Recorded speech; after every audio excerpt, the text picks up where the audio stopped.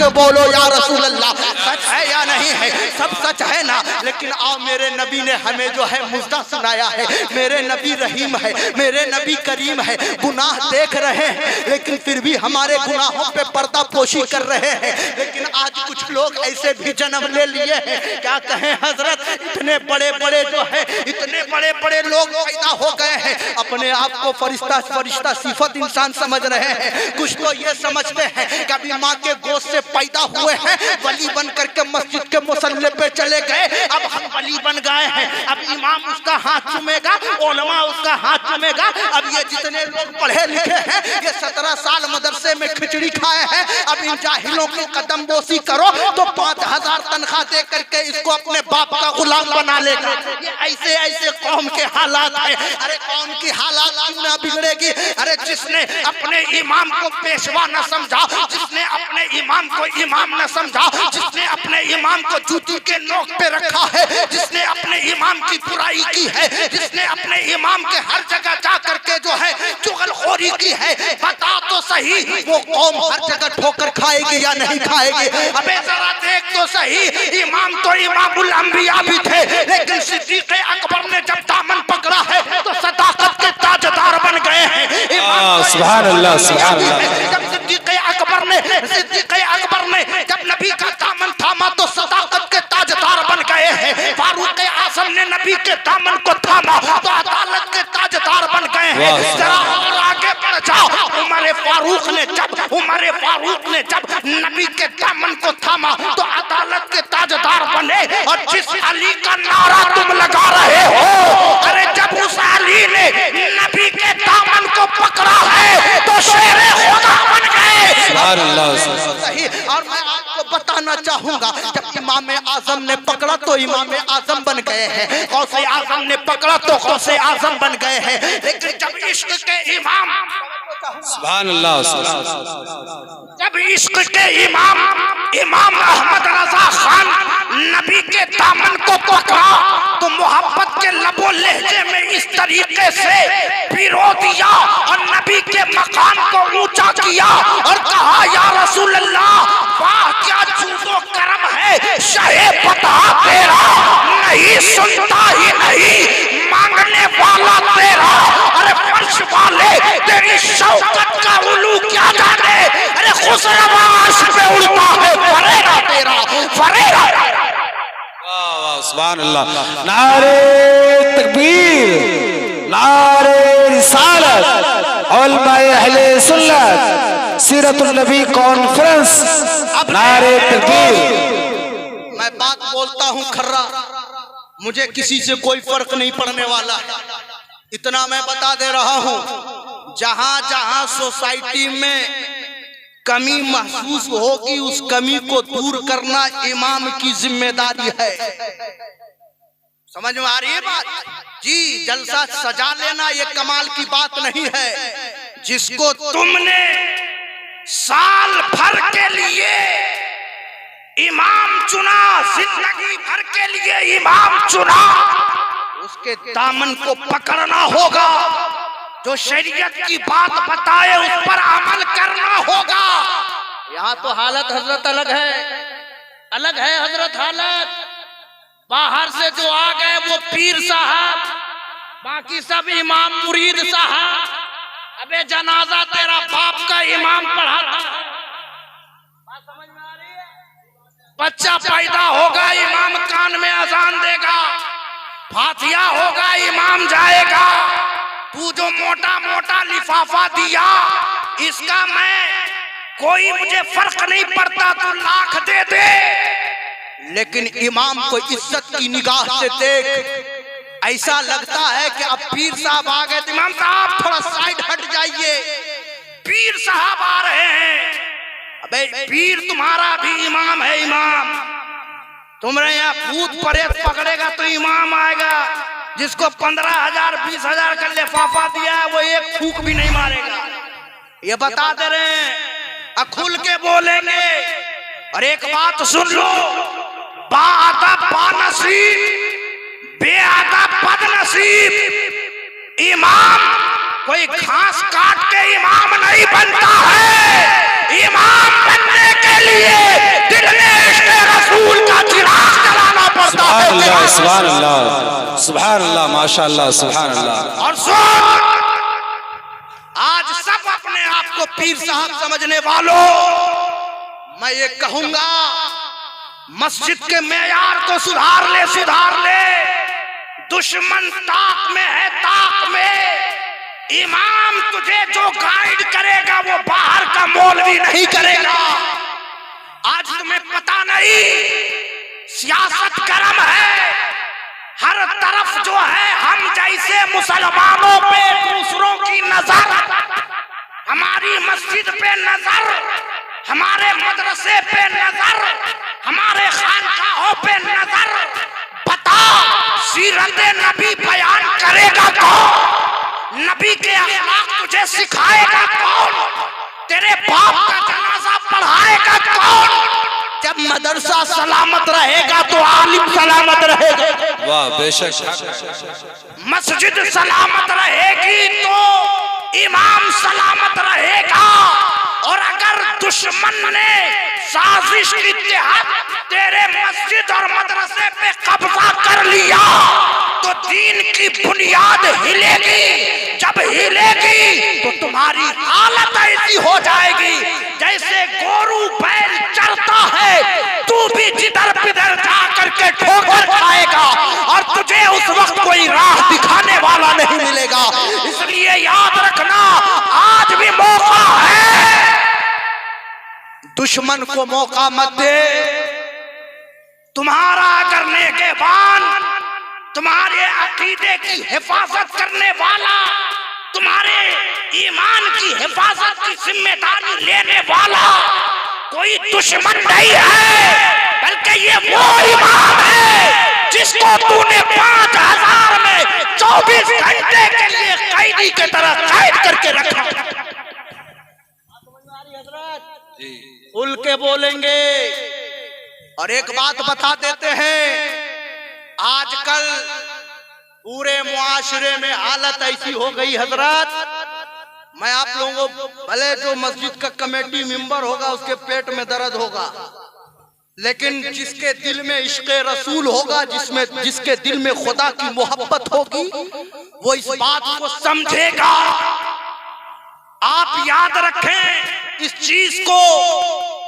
अभी पूरे हिंदुस्तान में एक बिल पास करने की जो है कोशिश की जा रही है। शायद आप लोगों को पता हो या ना हो, लेकिन बहैसियत इमाम एक जिम्मेदारी है।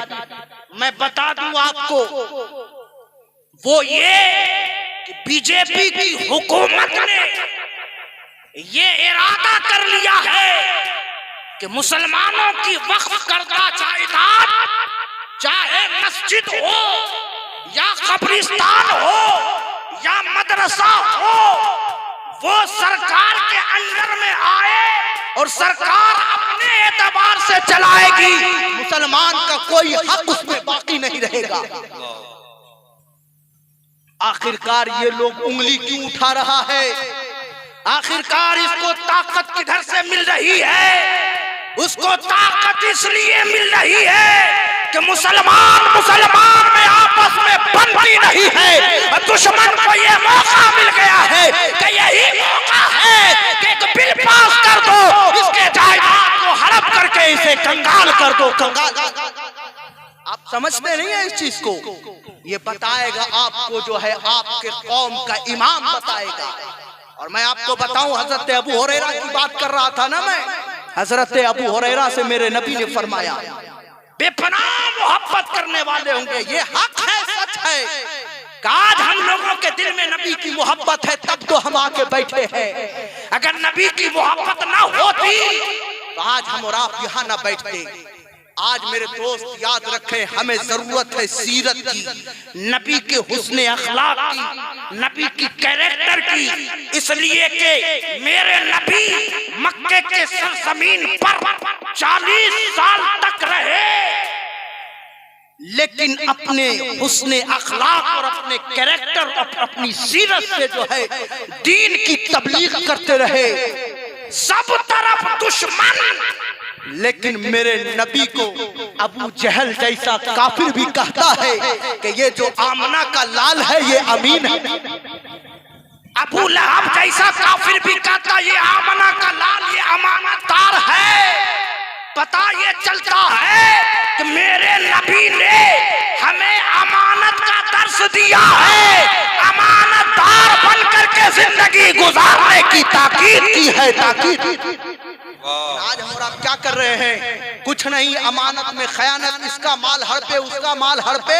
और याद रखें, कोई किसी के माल को अगर हड़प के ये सोचता है कि हम यहाँ पे जो है बॉसगिरी कर लेंगे, तो बॉसगिरी ज्यादा दिन तक नहीं चलने वाला है। 20 साल 25 साल उसके बाद हमने अच्छे अच्छे पहलवानों को देखा है कि जो बॉसगिरी करने वाला था, इसी में से 4 इंसान कंधे पे उठा करके कब्रिस्तान में डाल दिया। सारी बॉसगिरी और सारी हैकड़ी खत्म हो जाएगी। इसलिए याद रखना, दुनिया में आए हो तो मोहब्बत का दर्श दो, मोहब्बत का दर्श, दुश्मनी का प्रोपगंडा मत करो। हजरत अबू हुरैरा से मेरे नबी ने फरमाया बेपनाह मोहब्बत करेगी मेरी उम्मत। और इतने में कुछ देर के बाद एक सहाबी को, जो है सहाबी कह लीजिए या गुनाहगार कह लीजिए, एक शख्स को सहाबा इकराम ने पकड़ के लाया और उसके बाद जो है वो शराब पिया हुआ था। तवज्जो चाहूंगा, वो शराब पिया हुआ था। मेरे नबी ने फरमाया इसे कोड़े मार, कोड़ा मारा गया। जब कोड़ा मारा गया, फिर उसके बाद जो है वो शराबी जाता है, कुछ दिन के बाद फिर शराब पी लेता है। पकड़ के लाया गया, फिर मेरे नबी ने फरमाया इसे कोड़े मारो। फिर तीसरी मर्तबा शराब पिया, कहा इसे कोड़े मारा जाए। जब तीसरी मर्तबा हुक्म दिया तो सहाबा इकराम ने कहा कि लानत हो इस पर, अल्लाह और अल्लाह के रसूल की बात को ठुकराता है, नबी की बात को नहीं मानता है। मेरे नबी ने फरमाया सहाबियों चुप हो जाओ, तुम इसके ऊपर लानत नहीं कर सकते, इसलिए कि इसके दिल में मेरी मोहब्बत है। तवज्जो चाहूंगा, इसलिए कि इसके दिल में मेरी मोहब्बत है। सारे सहाबा ने ये कहा। अबू हुरैरा ने कहा या रसूल अल्लाह मैं आपसे मोहब्बत करता हूँ। हजरत अनस ने कहा या रसूल अल्लाह मैं आपसे मोहब्बत करता हूँ। हजरत बिलाल ने कहा या रसूल अल्लाह मैं आपसे मोहब्बत करता हूँ। सारे सहाबा ने अपनी अपनी मोहब्बत का इजहार किया, लेकिन कुर्बान जाओ अपने नबी की जात पर। सारे सहाबा अपनी मोहब्बत का इजहार कर रहे हैं, लेकिन मेरा नबी एक शराबी को कह रहा है इसके दिल में मेरी मोहब्बत है, मेरी मोहब्बत है। लानत न करो। और ये बात सच है कि दुनिया में अभी भी कुछ लोग ऐसे हैं कि गुनहगार है, सियाकार है, बदकार है, लेकिन नबी का गद्दार नहीं है, नबी का वफादार है, नबी का वफादार। ऐसे लोग हैं और वफादारी का सबूत देना होगा मेरे दोस्त। आप और आप आए हैं, आप और हम यहाँ कैरेक्टर सुधारने के लिए। सीरतुन नबी का मतलब यह है कि नबी की सीरत को पढ़ें, नबी के बारे में जानें। और मैं बताऊं आपको, एक हदीस पाक मुझे याद आ रहा है, वाकई में इससे दिल जो है आपका जो है भर जाएगा और इंशाअल्लाह जज्बे ईमानी बेदार हो जाएगा। वो ये नबी पाक सल्लल्लाहु ताला अलैहि वसल्लम तशरीफ रखते हैं। इतने में हजरत जिब्राइल तशरीफ ले आ रहे हैं। जब तशरीफ लाए तो मेरे नबी ने फरमाया जिब्राइल क्या हुआ, तुम गमगीन क्यों हो? हजरत जिब्राइल ने फरमाया या रसूल अल्लाह गमगीन होने की बात है, अगर मैं आपको बताऊं तो आप भी गमगीन हो जाएंगे, आप भी जो है गमगीन हो जाएंगे, आपका दिल गमगीन हो जाएगा, मैं आपको बताना नहीं चाह रहा हूँ। हजरत जिब्राइल ने फरमाया या रसूल अल्लाह मैं आपको भी बताना नहीं चाहता। मेरे नबी ने फरमाया जिब्राइल बता तो सही क्या हुआ है। कहा मैं अभी जहन्नम के तरफ से आ रहा हूँ, मैंने देखा कि अल्लाह ने जहन्नम के 7 दर्जे बनाए हैं और सबसे निचला तबका, तवज्जो चाहूंगा, सबसे निचले तबके में अल्लाह ने मुनाफिक को रखा है, मुनाफिक को। और हजरत मुनाफिक को रखा है। और मुनाफिक की अलामत क्या है? सुनो, मुनाफिक वो है कि मुंह के सामने कुछ हो, पीठ के सामने कुछ हो। आज भी कुछ लोग ऐसे मिलते हैं मुनाफिकाना रवैया करते हुए, सामने जाएंगे तो ऐसा लगेगा इससे ज्यादा मोहब्बत करने वाला कोई नहीं है। लेकिन यही बंदा जब कहीं और जाता है तो पीठ पीछे बुराई करता है। ऐसे लोगों को मुनाफिक कहा गया। और हजरत जिब्राइल फरमाते मुनाफिक को सबसे निचला दर्जा में रखा जाएगा, फिर उसके बाद काफिर को रखा जाएगा, फिर उसके बाद आतिशपर्श को रखा जाएगा, फिर उसके बाद जो है दरख्त के पूजने वाले को रखा जाएगा, फिर उसके बाद जो है सितारा परस्त को रखा जाएगा। या रसूल अल्लाह, मैं अब बताना नहीं चाहता। कहा जिब्राइल बताओ क्या बात है?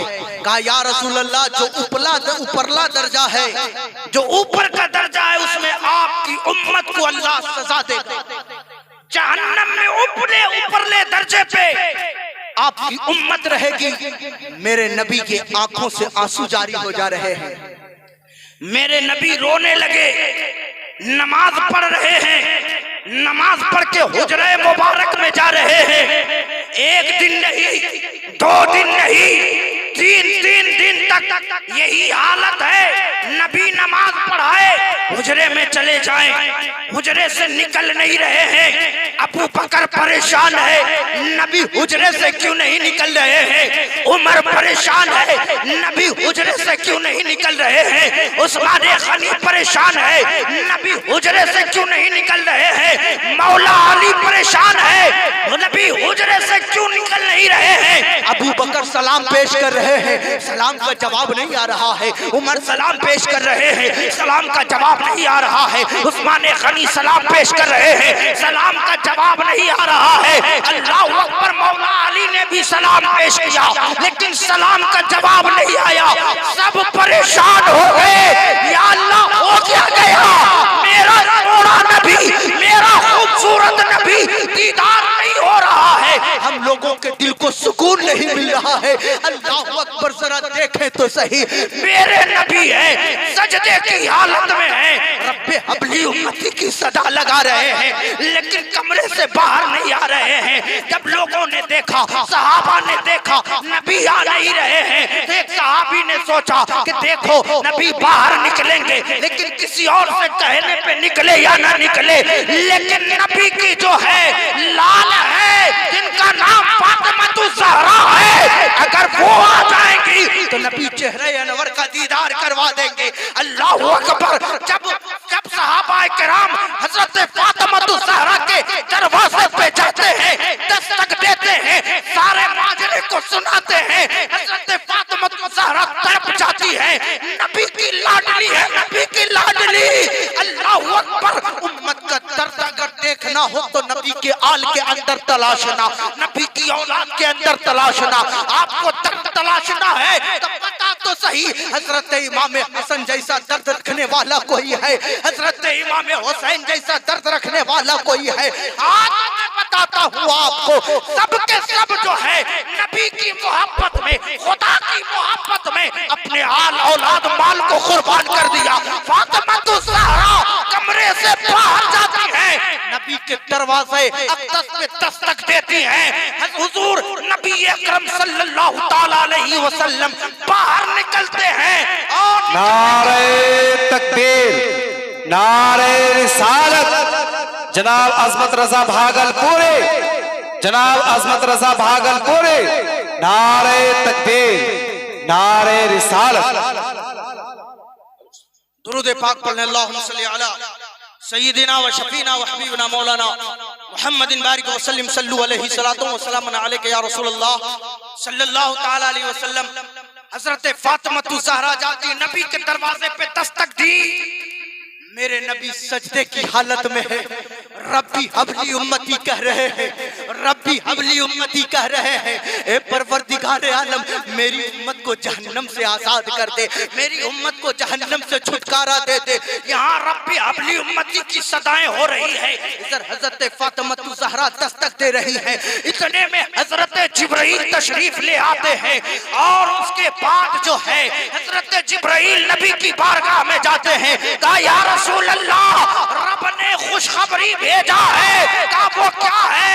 मेरे नबी ने फरमाया बता जिब्राइल वो क्या है? रब ने क्या खुशखबरी भेजा है? अल्लाह अकबर। जब हजरत जिब्राइल ने कहा कि या रसूल अल्लाह, मेरे या रसूल अल्लाह, रब ने खुशखबरी भेजा है कि रब फरमा रहा है कि वत्तुहा वल्लैली इज़ा सजा मा वद्दअका रब्बुका वमा क़ला वलल आखिरतु खैरुल लका मिनल ऊला वला सौफा युतीका रब्बुका फतरदा।